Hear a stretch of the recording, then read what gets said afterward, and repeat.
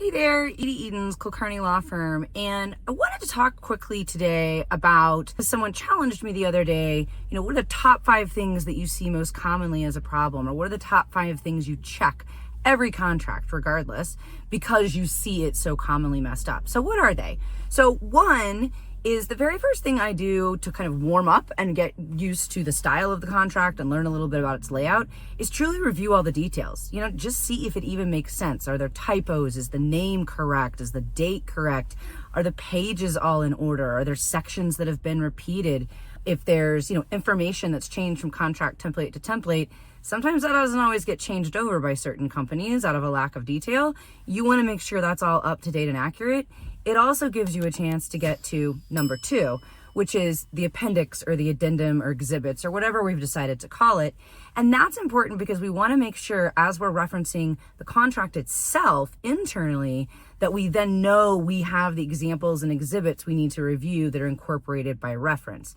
That's really critical and clear. If you don't have both of those, the details up front and or the pieces around the appendix, like if it's, referencing exhibits or addendums or heaven forbid a budget that isn't present, I would stop right then and there and go back to the source and say, hey, I don't think you sent me the right version.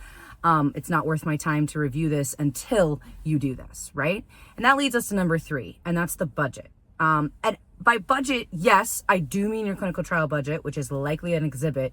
But for the interest of this particular video, I'm actually thinking more about, have you clarified payment terms, invoice options, payment dates, requirements for payments, how to dispute, and anything related to the act of being paid. I want you to be really clear about that, and it needs to be crystal clear whose responsibility and what timelines will be adhered to, because I know a lot of you out there don't have wide enough margins to not get paid thousands of dollars and keep the doors open.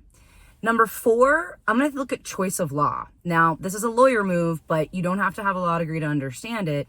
And what I mean by that specifically is, what state or country are you trying to tie me to? And would I be bound to things like arbitration? And is that a jurisdiction I'm comfortable with? Certain jurisdictions are easy to come by.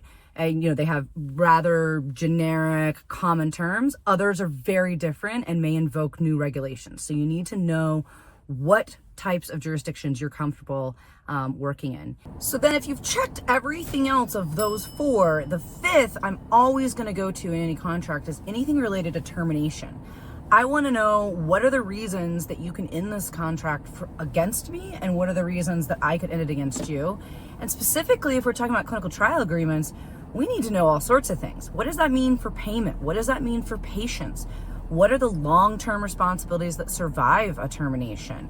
What kind of notice do you have to give for a termination? What kind of causes? Can you say, well, the study drug isn't showing efficacy, so that's it, we just end, and not pay us? I mean, these are really critical components, and it's why you want to read your termination language very carefully. So again, I hope those 5 tips really help you evaluate the next contract that crosses your desk. And if it's more than you can bear, you know to call us at KLF. Thanks so much. Call, click, or email.